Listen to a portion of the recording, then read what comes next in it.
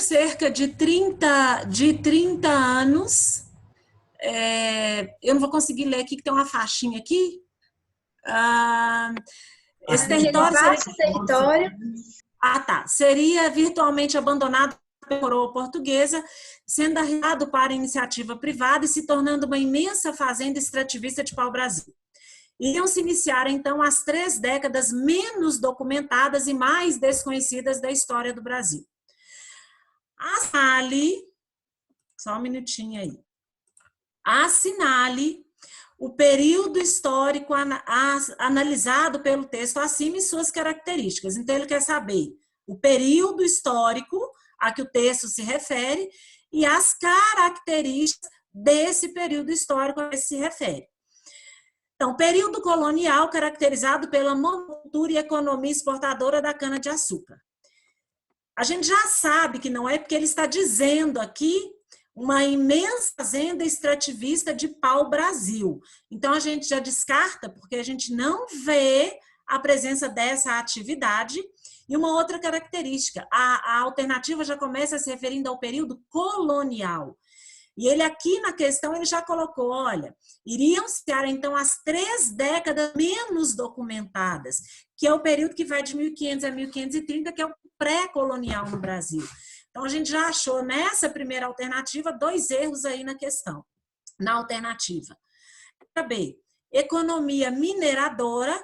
Então, a gente também já vai descartar, porque o texto traz fazenda extrativista de pau-brasil.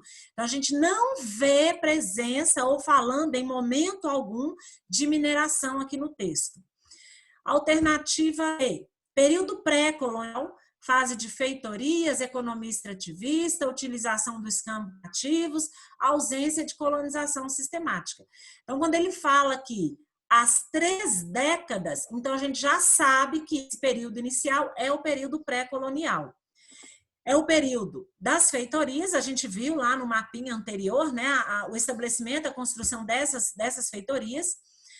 É uma atividade extrativista, utilização dos cons nativos, a gente viu que para poder sair essa madeira era utilizada a mão de obra nativa, e ausência de ocupação sistemática desse território. A gente não vê a presença efetiva dos portugueses no território brasileiro.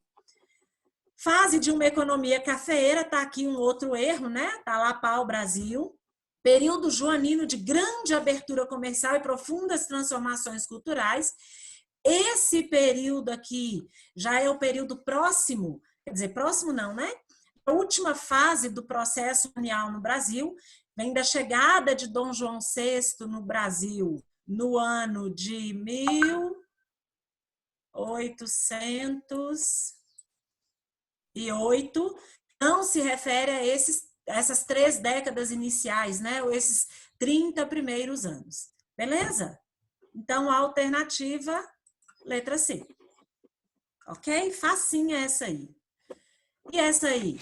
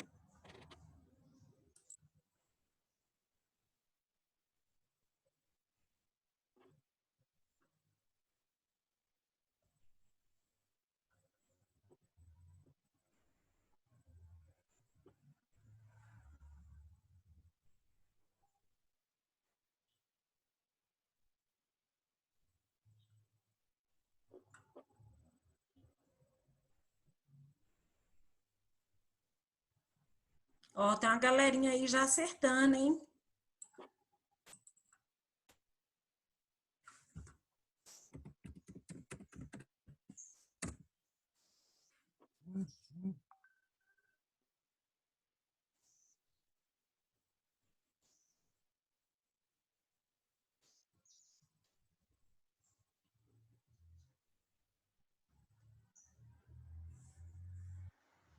Dani, presta atenção, Dani.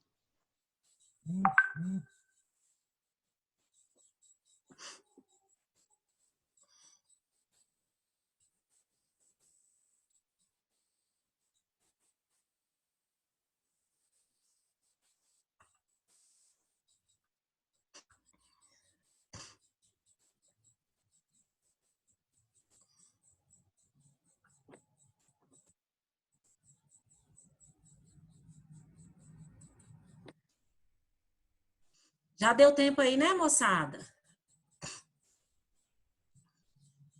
Então vamos lá? As Ainda. feitorias. Oi.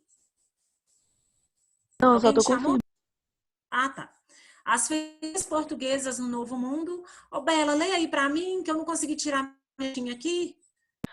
As feitorias portuguesas do Novo Mundo foram formas de assegurar aos conquistadores as terras descobertas. Sobre essas feitorias é correto. Beleza, obrigada. Então a gente está procurando aqui a afirmativa correta em relação às feitorias. Então, o que eu posso falar? O que é certo sobre o estabelecimento e organização dessas feitorias?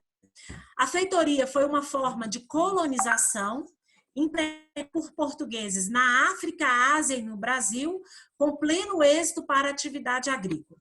Primeiro, a gente tem o estabelecimento de grande quantidade de feitorias no continente asiático. A gente tem na África e no Brasil. Uma outra coisinha que está errada aqui. Com pleno êxito para a atividade agrícola. Não era para atividade agrícola. Ela servia para armazenamento, no caso do território brasileiro, do pau-brasil, e no caso do continente africano, como um entreposto mesmo, para poder abastecer as embarcações que passavam pelo litoral africano em direção ao continente asiático. As feitorias substituíram as capitanias hereditárias durante o governo geral de Mendes Sá, como proposta mais moderna de administração colonial. As feitorias são funções estabelecidas no litoral antes da ocupação dos portugueses. Quando eles efetivamente vieram ocupar o território brasileiro, é que foram estabelecidas as capitanias hereditárias. Então, aqui tem um processo inverso, né? E as capitanias hereditárias também, elas não vão substituir as feitorias ou essas substituir as capitanias hereditárias. A gente vai falar das capitanias hereditárias daqui a pouquinho. Eu vou pular a letra C, tá? Porque a correta a gente volta nela. Tanto as feitorias fundadas ao longo do litoral brasileiro, quanto as fundadas nas Índias, tinham idêntico caráter. A presença do Estado português e a ausência de interesses particulares. A gente não pode falar dessa ausência de interesses particulares. Foram estabelecidas essas feitorias para poder realmente concretizar ou estabelecer a presença portuguesa nas regiões onde essas feitorias são estabelecidas, mas a gente fala dessa ausência de interesses particulares. Existia interesse por parte da coroa portuguesa, mas existia também interesse por parte daqueles que recebiam da coroa o direito de explorar, de extrair riquezas de determinadas regiões que estavam armazenadas nessas feitorias. A letra E, o êxito das feitorias afastou a presença de corsários franceses e estimulou a criação das capitanias hereditárias. Em momento algum, essas feitorias afastaram a presença de franceses no nosso território. Esses indivíduos esporadicamente vinham ao nosso território. Por mais que a coroa portuguesa estabelecesse expedições com o objetivo de guardar a costa brasileira, não era possível impedir a vinda de franceses ao nosso território, de holandeses ao nosso território. Esses indivíduos vinham da mesma forma que os portugueses levavam para o Brasil, faziam troca com a população nativa, levavam esses produtos para a Europa e revendiam assim como os portugueses faziam. A diferença é que o território era de Portugal, o monopólio era da coroa portuguesa, mas os franceses vinham aqui sem o menor pudor e retiravam a madeira da mesma forma que os portugueses faziam. Já vou até adiantar, está aí um dos fatores que contribuiu para que a coroa portuguesa mudasse a sua posição em relação ao território brasileiro. Para evitar que os franceses efetivamente permanecessem no nosso território, a coroa portuguesa, somada a outros fatores, optou então por efetivamente ocupar, para proteger o território brasileiro dessa ameaça francesa. Se os portugueses não ocupassem, não tomassem conta do território, algum outro país poderia fazer isso na frente dos portugueses, os franceses, por exemplo. Na letra C, as feitorias foram estabelecimentos fundados por portugueses no litoral das terras conquistadas. Quando eu falo litoral das terras conquistadas, eu estou me referindo tanto ao território brasileiro quanto ao território africano e serviam para armazenar produtos da terra, o que era extraído naquele local, o que tinha ali e que era extraído ali, tanto no território brasileiro quanto no território africano, que deveriam seguir para o mercado europeu. Então, estabelece mercadorias, armazena o que é retirado naquele local e depois transportam isso para ser revendido no continente europeu. Ok? Ok, Dani. Caleb, quanto tempo eu tenho aí ainda? 20 minutos. Ah, beleza. Só para eu me organizar aqui. Então, ok aí nessa fase pré-colonial do Brasil, moçada? Sim, Dani. Então, bora aí para a fase do Brasil colônia, né? Efetiva ocupação do nosso território. O que motivou os portugueses a efetivamente ocuparem o território brasileiro? Uma situação a gente já discutiu na questão anterior, que é a presença francesa na costa brasileira, no território brasileiro. Então, era uma ameaça a posse portuguesa em relação ao nosso território. Esses indivíduos poderiam vir, poderiam se estabelecer no nosso território. Aí é lógico, né, que a gente teria um conflito entre portugueses e franceses. Então, os portugueses, para poder evitar a perda do território, decidiram, então, começar a ocupar, a colonizar efetivamente o nosso território. Um outro fator que contribuiu para a vinda dos portugueses ao nosso território foi a queda do lucro do comércio de especiarias. A gente viu anteriormente que Portugal tinha um monopólio desse comércio, então nenhum outro país exercia essa atividade, só que isso acabou não durando muito tempo. Espanhol, inglês, holandês. Tem alguém com áudio aberto aí.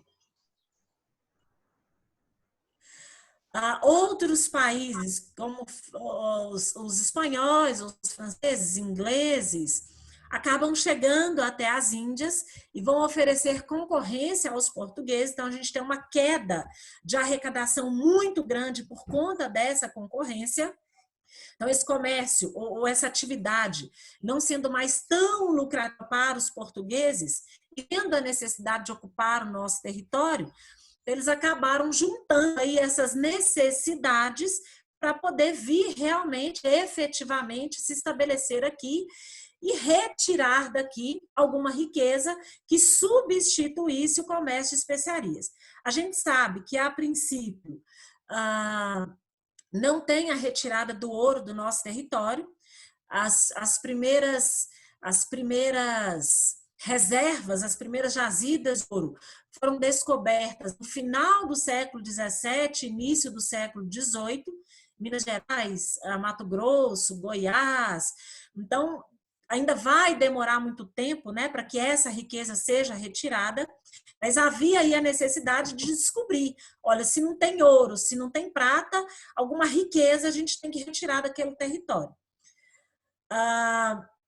O governo português, então, determinou que no ano de 1531, aliás, ele saiu em dezembro de 1530 em Portugal, uma esquadra de Martim Afonso de Souza com 400 homens. Então, sai no ano de 1530, dezembro de 1530, e chega ao território brasileiro no ano de 1531. Esse indivíduo tinha a obrigação e a função de colonizar as terras brasileiras e combater os contrabandistas de pau-brasil, principalmente os franceses, e de achar naquela região, no litoral do nosso território, porque ainda era desconhecido o restante do território brasileiro, né, principalmente o interior. O processo de ocupação do nosso território, ele acontece do litoral para o interior do território. Esse interior vai de acordo com a necessidade dos portugueses de ir ampliando as suas atividades econômicas aqui.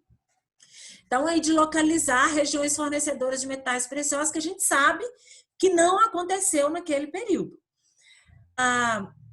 É de responsabilidade de Martim Afonso de Souza a fundação da primeira vila do território brasileiro, que é a Vila de São Vicente, que efetivamente foi reconhecida em 1532. Então, a gente tem aqui a Vila de São Vicente, ou a fundação da Vila de São Vicente. Hoje a gente tem aqui umas imagens relacionadas a São Vicente, que está no litoral de São Paulo, na região de Santos.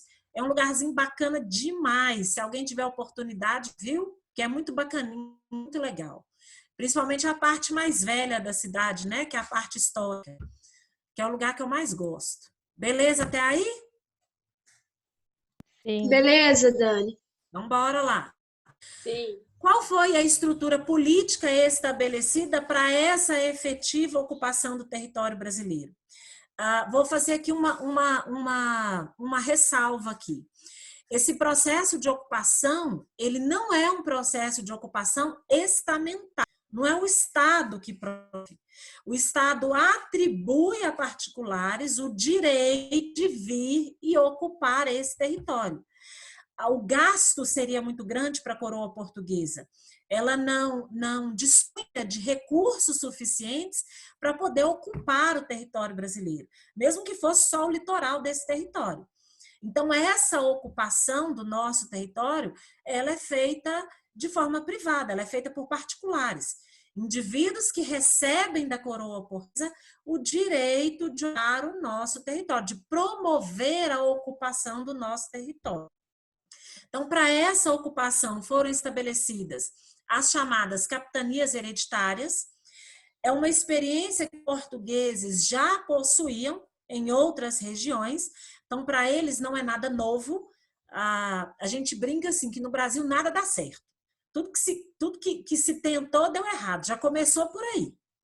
Estabeleceu-se as capitanias hereditárias. Em outras regiões da nação portuguesa, elas funcionaram perfeitamente. No território brasileiro, não deu certo. Foi uma tentativa do governo português que, infelizmente ou felizmente, acabou não dando certo naquele momento. A gente tem aqui a organização do nosso território em lotes ou faixas de terra que vão do litoral até a linha de Tordesilhas, porque passou da linha de Tordesilhas, são terras que pertencem à coroa espanhola. Então, os portugueses tinham que usar esse pedacinho verde aqui, que é o que lhes pertencia por direito, de acordo com o Tratado de Tordesilhas.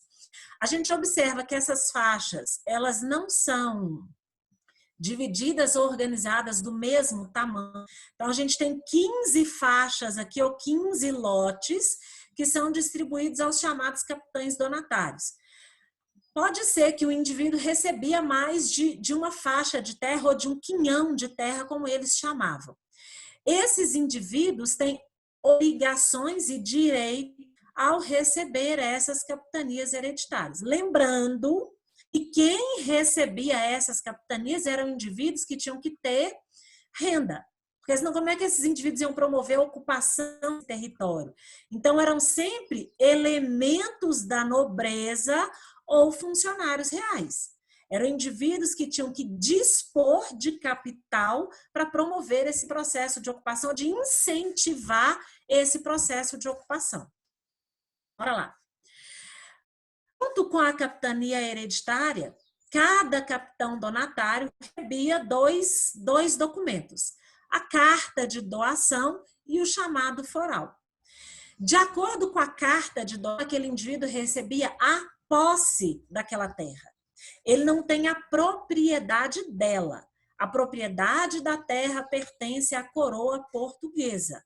Ele só recebe a posse e o direito de hereditariedade. Por isso que a gente chama de capitania hereditária, passando aí de pai. Junto com a carta de doação, esse indivíduo recebe o foral. Tá aqui, né, desses dois documentos, esse aqui é o que é o mais importante, porque é o que dá a esse indivíduo os deveres em relação às terras que ele recebe. Então, ele tem o direito de distribuir sesmarias. Sesmarias são lotes de terra. Então, ele recebe uma capitania, é lógico que ele sozinho não vai conseguir ocupar aquela capitania inteira. Então, ele tem o direito de dividir a capitania em partes. Essas partes são chamadas de marias. Aí eu vou fazer uma outra observação aqui. Se discute até hoje a questão da acumulação de terras no território brasileiro. Esse processo de acumulação, ele surgiu não com o sistema de capitanias hereditárias, mas ele surgiu com as chamadas sesmarias. Então, alguns indivíduos, pouquíssimos indivíduos, recebiam uma capitania hereditária. Esse indivíduo tinha o direito de distribuir lotes ou faixas de terra. E uma sesmaria não é um pedacinho de terra qualquer, não. É um pedaço muito grande de terra. Então, a concentração fundiária no Brasil, ela tem início com as chamadas sesmarias, com a distribuição dessas faixas de terra por parte dos capitães donatários. Esses indivíduos tinham direito a escravizar os nativos, caso fosse necessário uma mão de obra, então ocupar, ou melhor dizendo, né, escravizar esses indivíduos. E aí a gente pergunta assim, por que escravizar esses indivíduos e não já de fora? Olha, a quantidade de mão de obra disponível era muito grande. Então, se eles têm aqui uma grande quantidade, qual a necessidade de você trazer outros indivíduos para o território brasileiro? Então, preferem aí a utilização da mão de obra, sairia até mais, né? Eles tinham o direito de fundar vilas, as fez lá Martim Afonso de Souza. Qualquer outro capitão donatário tinha o direito de estabelecer vila dentro do território brasileiro. Conduzir a administração da capitania, proteger aquele território de ataques estrangeiros, franceses, ingleses, holandeses, o que seja, proteger os nativos também, é meio notório, né? Ter o direito de explorar e proteger esses indivíduos. De explorar, sim, mas defender esses indivíduos de ataques estrangeiros ou da dominação de outros países. Explorar a terra e promover a extração de metais preciosos. A gente sabe que naquele momento isso não foi possível acontecer. Então, no lugar aí de promover a extração de metais preciosos, esses indivíduos vão promover uma outra atividade econômica. Naquele momento vai trazer muito lucro à coroa portuguesa. A primeira atividade escolhida pelos portugueses foi o cultivo da cana-de-açúcar. Aí eu vou fazer uma observação aqui. Quando fala qual a primeira atividade econômica desenvolvida pelos portugueses no território brasileiro, a grande maioria fala assim, extração de pau-brasil. Não é. A primeira atividade econômica desenvolvida pelos portugueses no território brasileiro foi a lavoura de açúcar. Ao Brasil é uma atividade extrativista, algo que vai ser produzido por esses indivíduos. Já está lá, você vem, extrai, leva e pronto. Então, a primeira atividade econômica desenvolvida deles, o cultivo da cana-de-açúcar, a lavoura de cana-de-açúcar. Ô, Dani, De todas essas... desculpa interromper. Eu queria que você explicasse um pouco sobre... Porque aí nos direitos e deveres dos capitães donatários aparece que a exploração de terra e extração de metais. Só que nesse Aham, caso ficava excluída a exploração do pau-brasil. E lá quando foram estabelecidos os estancos, aham. a coroa possibilitava essa exploração do pau-brasil, só que com o pagamento de impostos. Aí por que tem essa controvérsia, essa mudança de opinião da coroa? Não, não tem.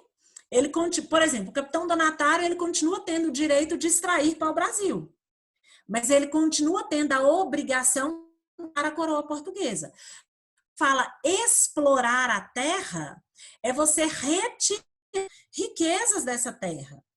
É você exercer alguma atividade que dê lucro à coroa portuguesa. Esses indivíduos que recebem essas terras e que têm o direito de explorar, eles não vão deixar de ter que pagar a coroa portuguesa. O monopólio de tudo que existe aqui é da coroa portuguesa. Então, ele tem o direito de explorar, ele vai, se ele achar metais preciosos, ele vai poder extrair esses metais preciosos, mas ele vai ter que arrecadar impostos junto à coroa portuguesa. Ele vai ter o direito de explorar aquela região. Toda a riqueza extraída da região, a coroa portuguesa recebe um percentual disso. A coroa não perde com isso. Como Sim, ela não pode... é porque aqui na apostila fala assim, no quarto tópico, ficava excluída apenas a exploração do pau-brasil, que permaneceu como monopólio real. Aí essa exploração seria no caso de não pagar impostos? Não. Me fala onde que tá certinho, que eu vou pegar aqui, vou ler e deixa eu achar meu livro aqui. Pode falar. Página 89, página 89 e nos direitos e deveres dos capitães donatários. Acho que no tópico 4. 1, 2, 3, 4. Tá. Explorar a terra e promover a extração de metais de modo a obter lucro, mediante o pagamento dos impostos. Então, eles têm o direito de vir, de explorar, extrair, de produzir qualquer tipo de riqueza e ter que pagar a coroa portuguesa. Fechou? Tá. Ficava excluída apenas a exploração do pau-brasil, que permanece como monopólio real.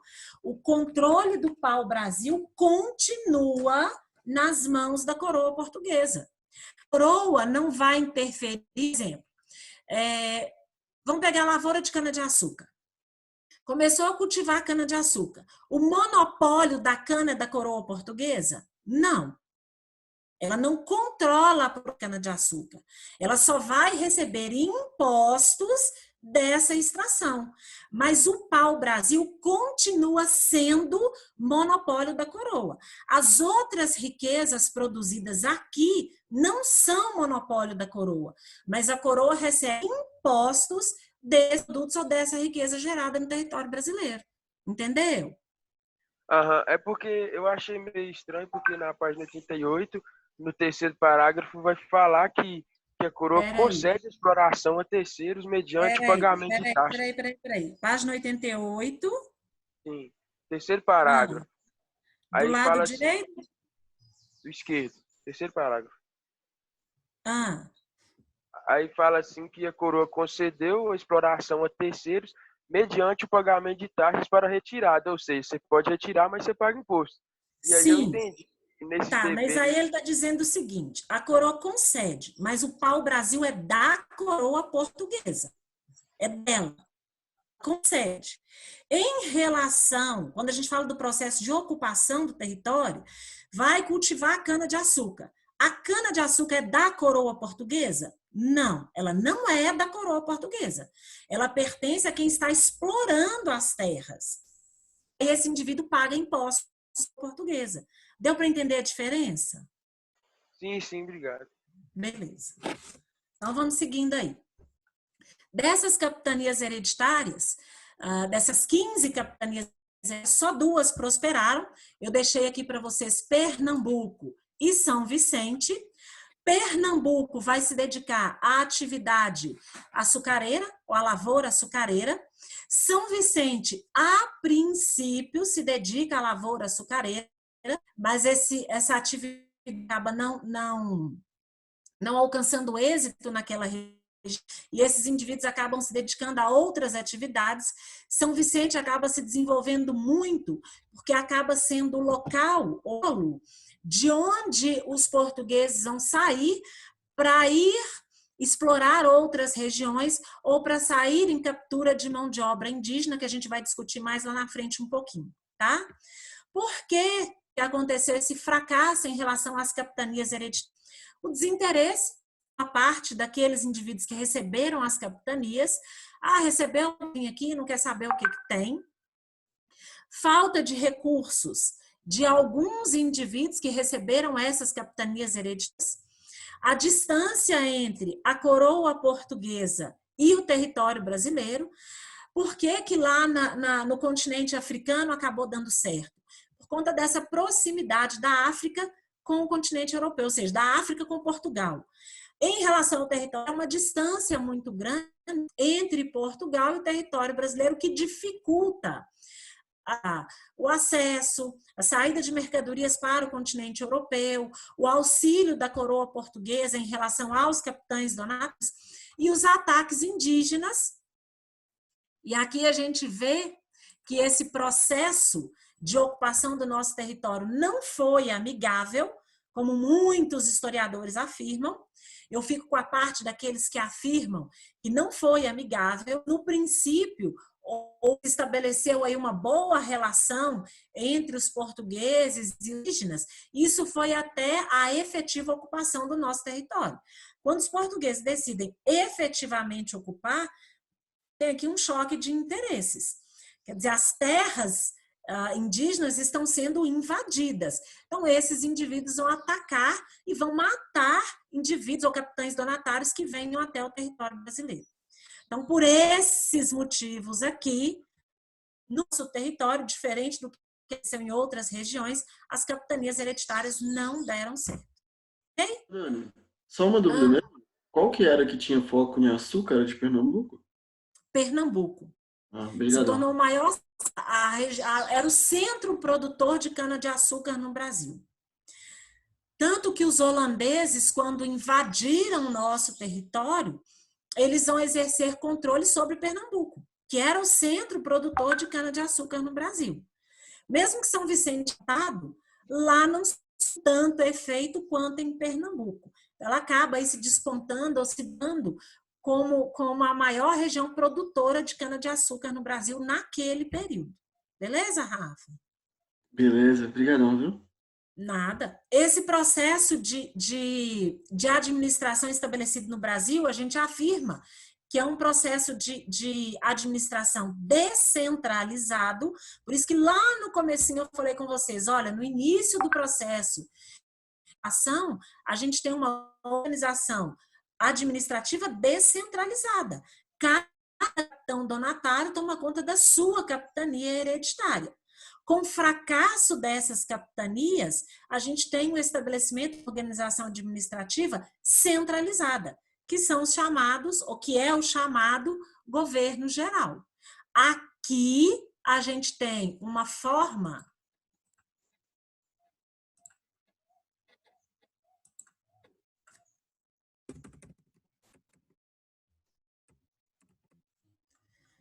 aqui a gente fala uma centralização política. Opa, peraí.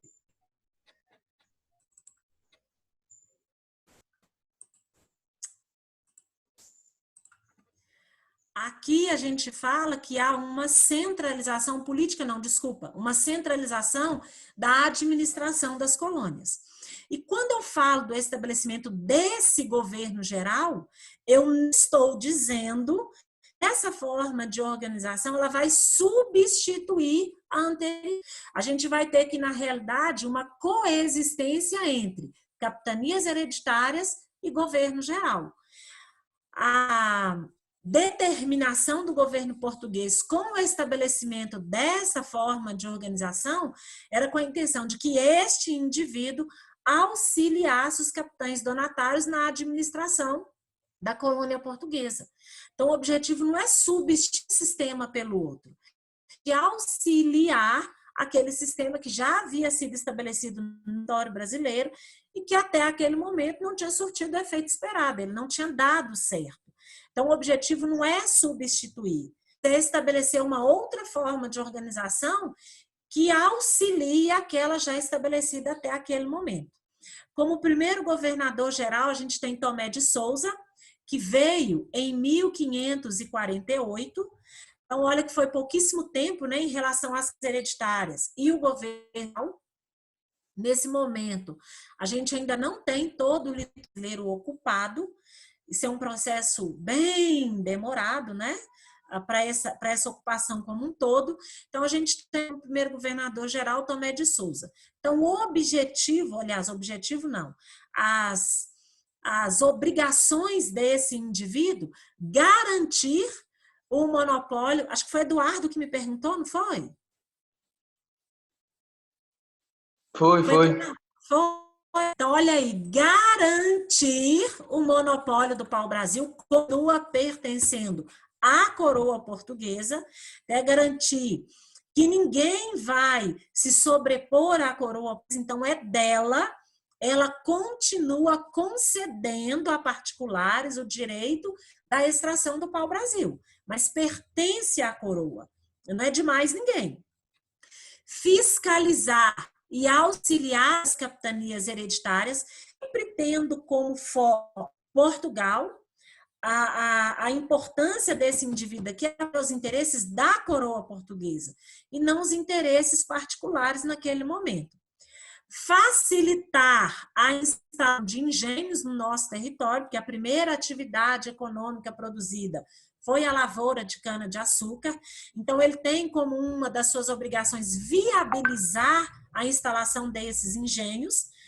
Não tem investimento por parte da coroa portuguesa, os investimentos particulares, vou voltar a repetir, a gente não tem a presença estatal na ocupação do nosso território ou na geração de riquezas naquele período, é particular mesmo, é privado, então ele vai viabilizar, ele vai facilitar esse processo de ocupação e de estabelecimento desses engenhos, sem a interferência direta da coroa. Promover o povoamento da local e fundar vilas, assim como é direito de um capitão fundar vilas, passa a ser direito de um governador-geral fundar vilas e incentivar a ocupação dessas vilas, controlar as relações entre os índios, nossa senhora,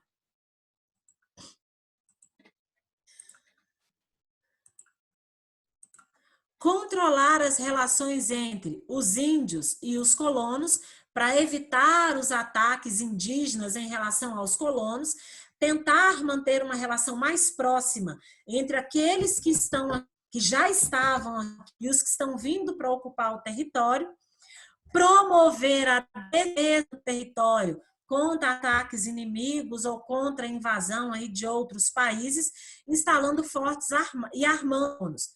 Um dos primeiros fortes estabelecidos no território brasileiro está em Cabo Frio, é o chamado Forte de Cabo Frio, maravilhoso. Quem tiver oportunidade, quem for a Cabo Frio, vá ao Forte de Cabo Frio, lindo demais, uma visão espetacular daquele local. Olha aí.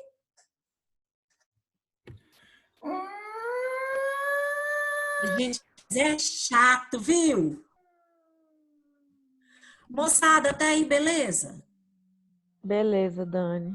Beleza, Dani. Se tiver ficado alguma dúvida, me manda depois no privado. E aí, a hora que o Caleb marcar um outro horário, a gente continua a partir daqui. Beleza? Beleza. Ok. Beijo no coração de vocês. Fiquem com Deus. Obrigado.